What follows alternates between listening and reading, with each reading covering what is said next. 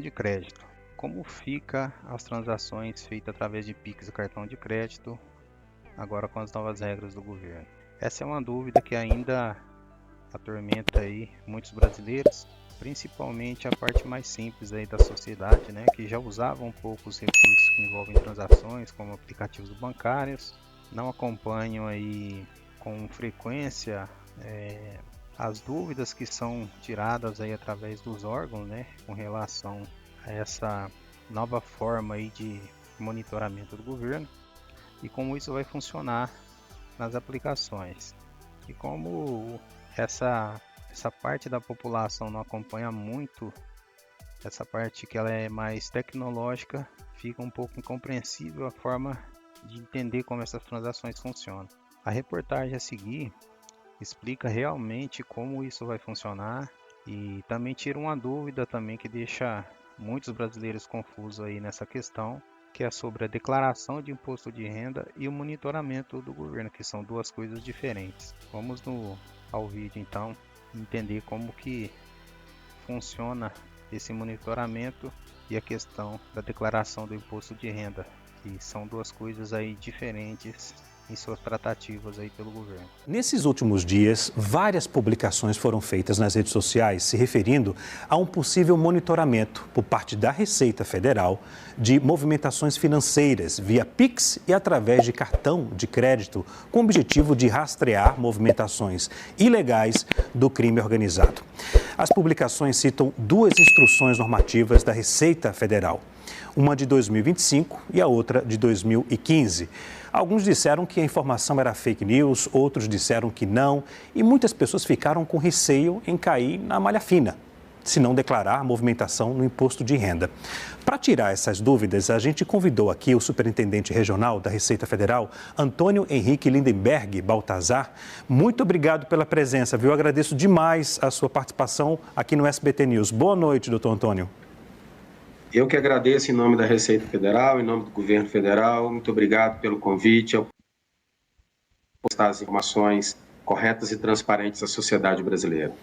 Para a gente começar aqui, eu vou chamar, doutor Antônio, a instrução normativa, a de 2025, que circulou nas redes sociais, um trecho dessa instrução normativa, para a gente poder entender. O texto, ele é bem técnico, tá? Fala o seguinte, olha, texto de 2025, estabelece medidas para o combate aos crimes contra a ordem tributária, inclusive aqueles relacionados ao crime organizado, em especial a lavagem ou ocultação de dinheiro e fraudes. Até aí tudo bem. O objetivo dessa instrução é justamente impedir movimentação ilegal. No artigo 2 aqui. As instituições de pagamento e os participantes de arranjos de pagamentos, a esse ponto aqui, doutor, eu gostaria que o senhor depois explicasse para a gente, porque a dúvida, ela está nessa frase aqui. As instituições de pagamento, subentendem bancos, né? E os participantes de arranjos de pagamentos sujeitam-se às mesmas normas e obrigações acessórias aplicáveis às instituições financeiras integrantes do Sistema Financeiro Nacional e do Sistema de Pagamentos brasileiros, aqui no caso, relativo da financeira e que remete a uma outra instrução normativa de 2015. A pergunta que lhe faço agora, doutor Antônio, haverá mesmo ou já está acontecendo esse monitoramento de Pix e de cartão de crédito, por exemplo, ou não? Leandro, vou deixar muito claro de maneira muito transparente. O que ocorreu com esse ato normativo que o senhor veio nos apresentar? Na verdade, houve uma extensão às fintechs e aos bancos digitais das normas que desde 2001 já são aplicadas a todas as instituições financeiras. Não há muitas novidades aqui. O que acontece é, todas as instituições financeiras, com exceção das fintechs e dos bancos digitais, estavam obrigadas desde 2001 a prestar informações à Receita Federal sobre movimentações financeiras. A partir de agora, todas as instituições financeiras tradicionais e, além delas, as fintechs e os bancos digitais deverão prestar informações à Receita Federal. Por que isso? Por que se estabeleceu essa nova regra? Porque se descobriu que as organizações criminosas estavam utilizando as fintechs e os bancos digitais para lavagem de dinheiro, para combate, para a realização de fraudes estruturadas. Então, o governo federal decidiu, então, estabelecer as mesmas regras que hoje já avaliam para as instituições financeiras tradicionais, para as fintechs e para os bancos digitais. Simplesmente isso. Não houve nenhuma alteração com relação àquilo que vem sendo objeto de desinformação e de fake news, de tributação do PIX. Isso é uma inverdade, isso é uma mentira, isso é uma desinformação. Simplesmente isso foi o que aconteceu, Leandro. Agora, doutor Antônio, há um limite para esse monitoramento, não é isso? O limite de até a partir de R$5.000, não é isso? Pessoas físicas, sim. Pessoas jurídicas, R$15.000. Deixe-me chamar agora, eu vou voltar para o telão aqui para poder a gente puxar essa instrução normativa de 2015, para poder a gente ver justamente esse trecho. Me corrija se eu estiver errado. Que fala o seguinte, olha, no artigo de número 8, cita que as entidades de que trata o artigo 4º estão obrigadas à apresentação das informações relativas às operações, como a gente falou agora há pouco, e fala o seguinte, o saldo em cada mês, um monitoramento de provisão matemática de benefícios a conceder 50 mil, superior a 50 mil, e fala, o montante global mensalmente movimentado, considerando-se de forma isolada o somatório dos lançamentos a crédito e o somatório dos lançamentos a débito, e o valor de benefícios ou de capitais segurados pagos sob a forma de pagamento único, sob a forma de renda, for superior a R$5.000. Esse ponto aqui que eu quero chamar a atenção.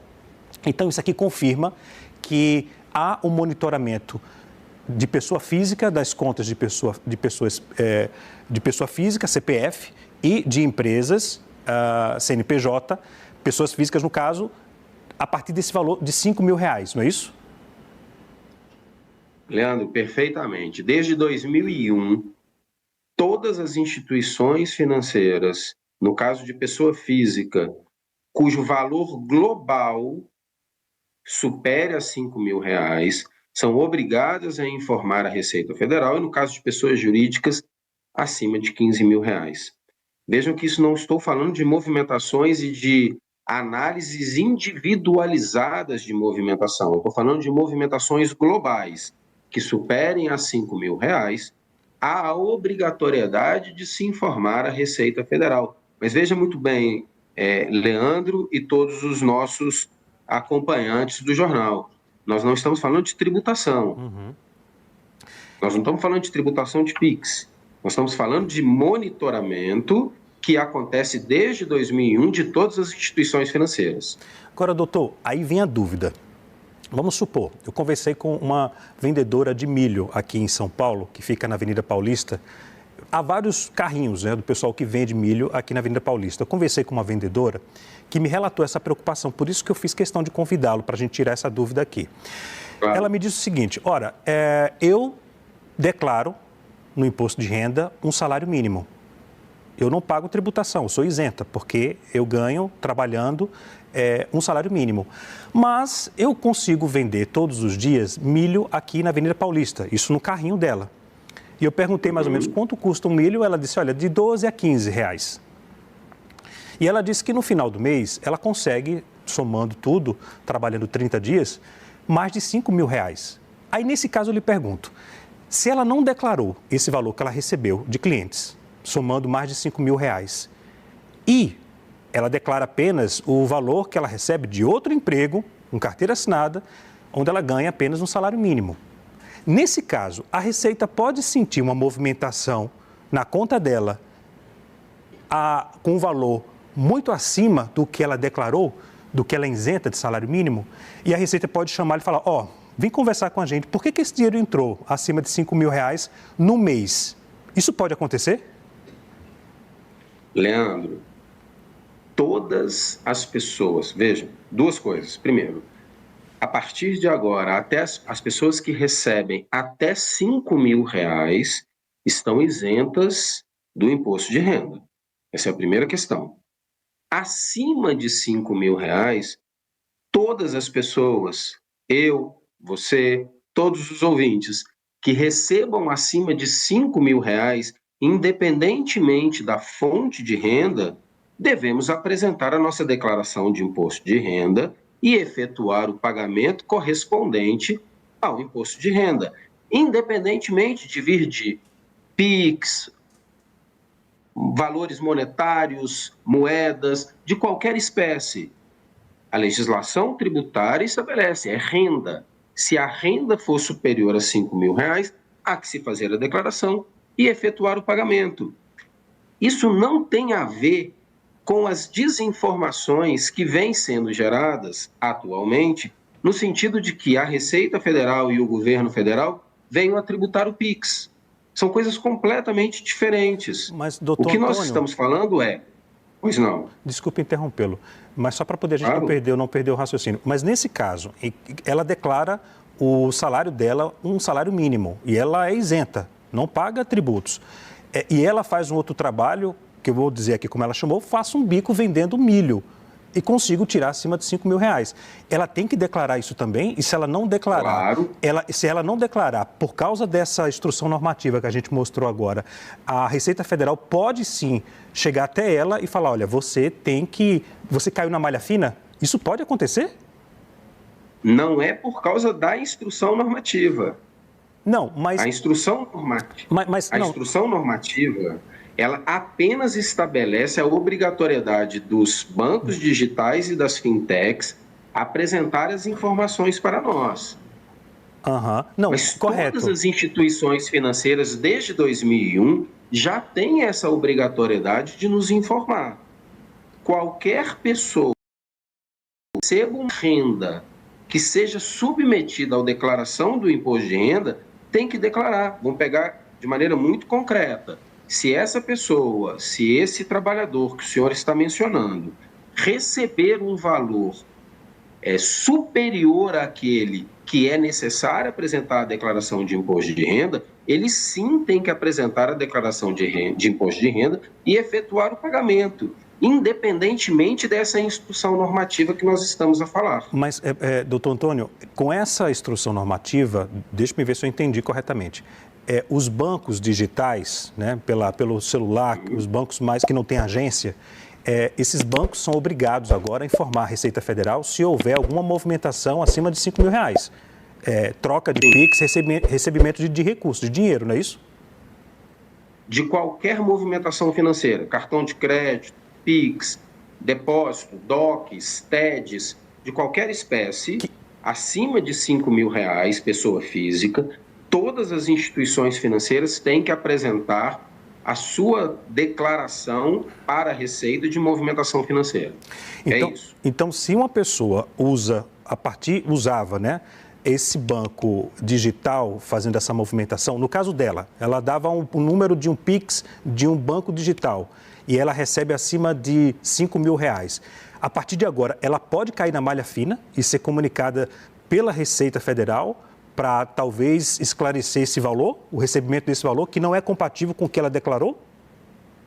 Volto a dizer, Leandro, não é decorrente dessa instrução normativa, mas a resposta afirmativa para o senhor é sim.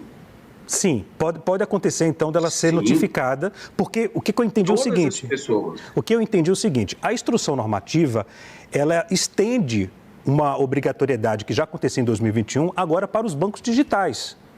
Né? A 2001. A 2021, perdão. E estende agora o mesmo critério para os bancos digitais. E quem usa um banco digital para poder receber PIX, se for um valor maior e não bater com a declaração de imposto de renda, a Receita pode chamar para dizer, olha, carece de explicação. E a pessoa tem que esclarecer esse recebimento, portanto, da venda, no caso dessa senhora do milho. É isso? É isso, mas vamos deixar bem claro. O que estava acontecendo com os bancos digitais e com as fintechs? Em razão de não ter a obrigatoriedade de apresentar as informações à Receita Federal, as organizações criminosas estavam utilizando-se dos bancos digitais e das lavagem de dinheiro e para fraudes estruturadas. Veja o caso da Operação Carbono Oculto. A forma de se lavar dinheiro eram por meio das fintechs e dos bancos digitais, porque não apresentavam declarações à Receita Federal. O objetivo dessa instrução normativa não é prejudicar o trabalhador, o assalariado, o autônomo, e sim gerar instrumentos para a Receita Federal e para o governo federal para a proteção da própria sociedade no que se refere ao combate à criminalidade organizada. Esse é o grande objetivo dessa instrução normativa, é permitir que nós tenhamos acesso a informações de movimentações financeiras vultosas que são realizadas por organizações criminosas sem o nosso conhecimento. A Operação Carbono Oculto é um grande marco nesse aspecto. Então, o senhor me diz que o seguinte, nesse caso que eu citei agora da vendedora de milho, aqui em São Paulo, no caso dela, a Receita pode chamá-la para pedir uma explicação se ela não declarar o valor que ela recebeu acima de R$5.000. Mas esse não seria o propósito da Receita Federal? Como é que a Receita Federal iria identificar se é um dinheiro ilegal ou não? A gente tem cruzamento de dados, a gente tem inteligência fiscal, a gente tem volume de transações financeiras, tem operações de inteligência. Então, o que acontece? O que nós precisamos, até para que a gente possa realizar o nosso trabalho de inteligência, é de informação. E essa informação, e veja como isso é coerente. Nós temos desde 2001 todas as pessoas que são correntistas de bancos tradicionais já têm as informações que são prestadas à Receita. O que acontece é que você tem determinados segmentos que não nos prestavam informação porque eles não eram obrigados a prestar e que, em razão disso, organizações criminosas começaram a utilizá-lo para lavagem de dinheiro. E aí vem a pergunta, as desinformações servem a quem? Elas não servem ao assalariado, ao trabalhador, ao funcionário público. Leandro, a maioria de todos nós declaramos e pagamos corretamente os nossos impostos. Essa é uma realidade. A maioria de nós somos bons pagadores de impostos. Doutor Antônio, deixe-me fazer uma outra pergunta. Eu sei que eu estou com o tempo estourado aqui, mas aproveitando para tirar a dúvida com o senhor. Um outro cenário, uma pessoa que declara um salário mínimo, que é isenta da Receita Federal, só que essa pessoa tem um cartão de crédito com um limite muito alto, empresta esse cartão de crédito para familiares e amigos, as pessoas compram nesse cartão, vamos supor aqui, vou chutar aqui um valor, dá uns R$20.000 no cartão. E depois os amigos dão o valor para a pessoa pagar o cartão de crédito. Essa pessoa pode cair na malha fina e pode ser cobrada pela Receita Federal? Como hipótese, sim. Como hipótese. Todavia, todo o processo de cobrança da Receita Federal é um processo administrativo, em que aquela pessoa que eventualmente tenha caído na malha fina vai poder se defender e apresentar as provas relacionadas àquela questão que o senhor coloca. Emprestei isso para essa pessoa, a pessoa utilizou o meu cartão e depois ela me apresentou o dinheiro. Nada é feito de maneira autoritária e arbitrária. Existe um processo administrativo fiscal em que as pessoas, com paridade de armas, conseguem apresentar as suas provas perante a Receita Federal para que possam, então, apresentar aquilo que seja correto relacionado à sua renda e ao pagamento dos seus impostos. Entendi. Vou chamar a nossa analista Basília Rodrigues, lá de Brasília, que tem uma pergunta a fazer também. Basília, por favor. Oi, tudo bem, doutor? Obrigada pela sua atenção aqui com a gente do News Noite. Está muito claro o que o senhor está explicando para nós, né? De um lado, tem os sonegadores que querem continuar não pagando os impostos, não honrando com o Brasil. E do outro lado, tem uma medida da Receita Federal para monitorar, rastrear esses PIX e também outras formas de pagamento, como cartão, para impedir lavagem de dinheiro, desvio de dinheiro para o crime organizado. Dá para entender que são duas coisas coisas bem diferentes. E aí eu queria aproveitar e contar uma historinha também, acho que esse assunto é bem popular. Um dia eu estava no Uber, nós jornalistas temos muito contato com o público, né? A gente não vive só aqui no ar-condicionado do estúdio. E aí o motorista falou assim, você está indo agora para o Palácio do Planalto porque o governo vai anunciar a taxação do Pix, né? Eu falei assim, não, nada a ver, não é a taxação do Pix, ainda mais se o senhor paga o seu imposto de renda, é aí que o senhor não precisa ter problemas, né? Ver problemas mesmo nisso. Aí ele me respondeu, não, mas eu não pago imposto de renda, não. O senhor não paga o seu imposto de renda? Ele, não, eu faço 10, 15 mil reais todos os meses aqui nesse carro por aplicativo e eu nunca paguei meu imposto de renda. Mas por quê? Nunca tive essa curiosidade. Então, foram duas pautas que se misturaram. A vida daquele sonegador de impostos proposital, né, que realmente não quer pagar, ou outras pessoas que não têm informação e acabam não pagando seus impostos, e a vida de quem está fugindo da Receita Federal porque está usando mal o Pix e o cartão de crédito. Eu queria que o senhor pudesse, nessa sua resposta, falar o quanto esta medida do Pix que os senhores anunciaram tem conseguido combater essa questão da sonegação dos impostos, né, de pessoas que não honram com seus compromissos fiscais. Mas eu acho que tem várias perspectivas naquilo que você colocou. Eu vou ser muito breve, porque eu sei do tempo que temos disponível. Primeiro, tributação sobre PIX e sobre qualquer movimentação financeira.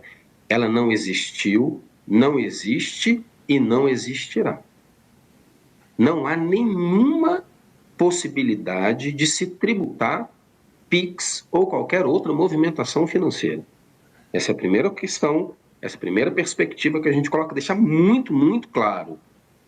Não há nenhuma possibilidade de tributação sobre o PIX. Agora, doutor, deixe-me só interrompê-lo. Pois não. Se a pessoa fizer uma movimentação acima de 5 mil reais com banco digital via Pix ou usando cartão de crédito com valor acima do que é declarado, essa pessoa pode ser notificada pela Receita Federal para prestar informações, porque ela pode cair na malha fina.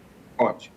Pode? Pode. Se ela tiver, veja, não estamos falando de movimentação, se ela tiver uma receita superior aos limites estabelecidos para a apresentação da declaração de imposto de renda, eu acho que é isso que a Basília está colocando, sim, deverá apresentar sua declaração de imposto de renda e efetuar o pagamento respectivo.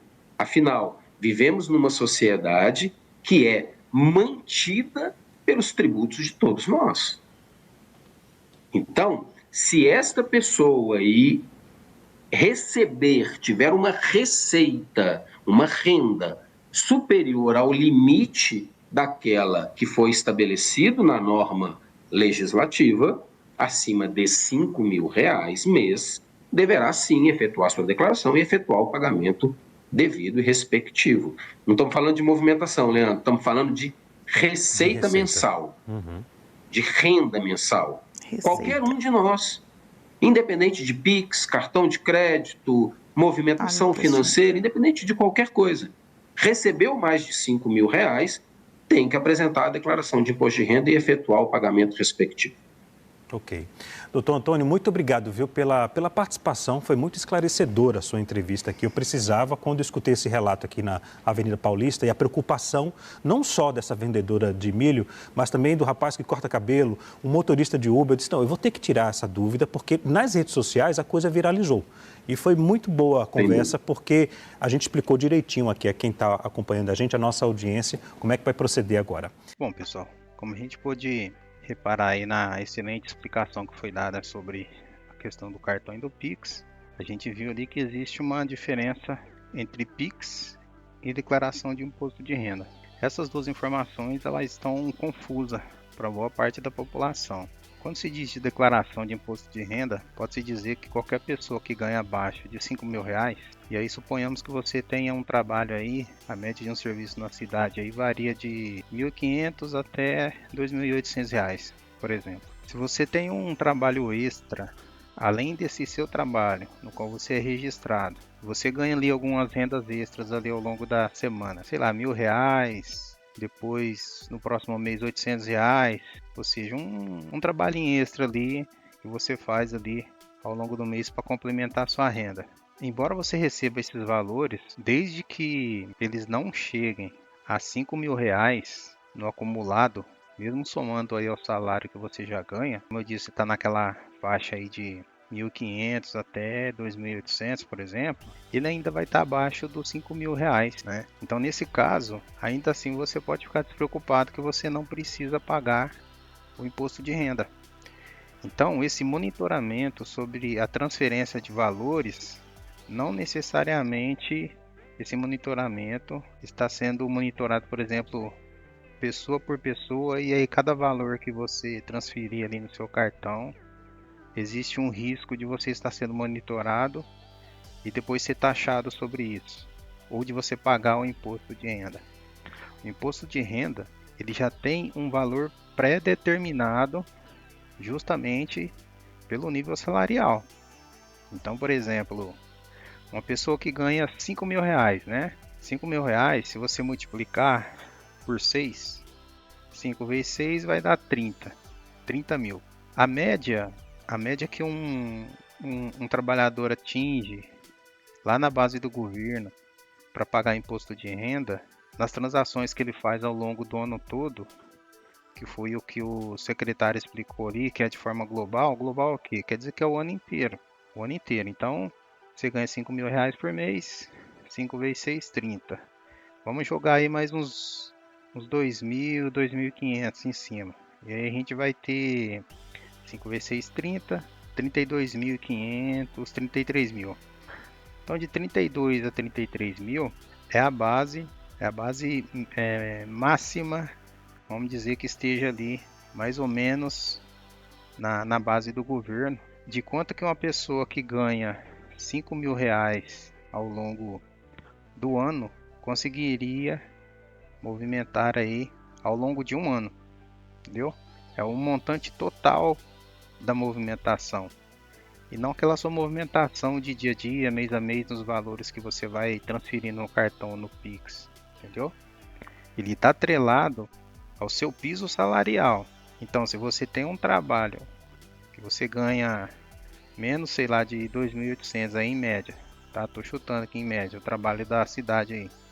E você tem mais um trabalhinho ali de complementação, e somando esses dois salários, ele não chegou a R$ 5.000, mesmo que você tenha suas transferências de Pix, movimentação no cartão, no final do ano ele vai estar abaixo desses 33 mil, que daria, e que é a média para quem já ganha na casa dos R$ 5.000, entendeu? Então, esse monitoramento do cartão e do Pix, ele é uma obrigação das entidades bancárias, e elas já faziam isso, né? Como ele disse ali, o único problema é que algumas instituições financeiras, por alguma norma anterior, não tinham obrigação de declarar esse monitoramento aí para o governo. E por causa disso, né, os traficantes aí e tudo mais têm utilizado justamente essas empresas para lavar dinheiro.